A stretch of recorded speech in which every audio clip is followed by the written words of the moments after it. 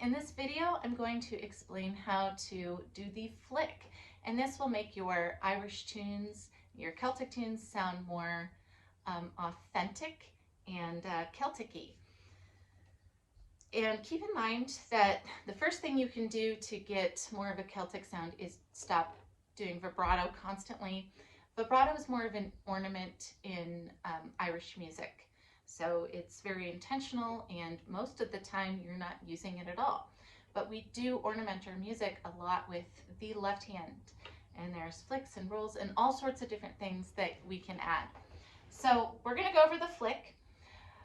If you're classically trained, a flick is a grace note, but the intention of it is not to hear a pitch, rather a rhythm. So we're emulating the bagpipe, which, bagpipes don't have bows or a lot of ways to change the note other than in the left hand. So that's what gets the enunciation going. And the fiddles have picked up that technique from the bagpipe.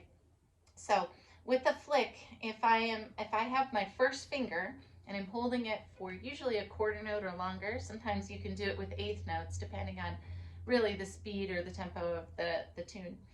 But I've got my finger down, I can use any finger above what's down to do this flick. So it's very rapid.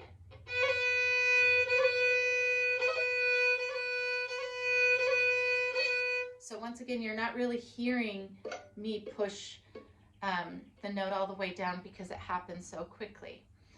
And if you have a dotted quarter note or longer, you can do the flick at the end of the note. So like this.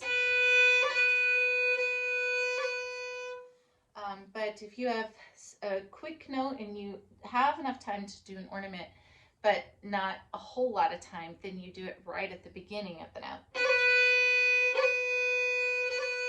So there's two different placements, and both are perfectly fine and acceptable. To really get this sounding quick and authentic, and how I like to play it. So you can play it just what I did. And the second way is when you do your flicking note, you're not pushing the string all the way down to the fingerboard. So you're just touching the very top of it. So just think of a bird on a telephone wire. If a bird is sitting there, the weight of the bird is not dipping the wire down. So same with your finger, you're just touching the top like a little bird. And you'll get this, if I held it out, you'd get this lovely sound.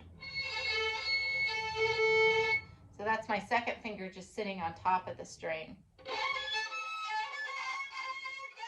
Kind of a squeak, maybe some harmonic-y sounds. But when you do it quickly,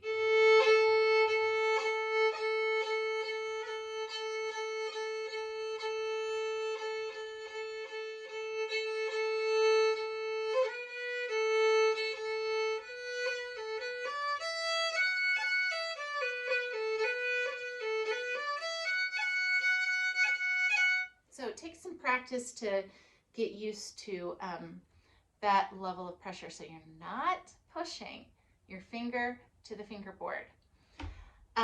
Flicks can be done with any finger.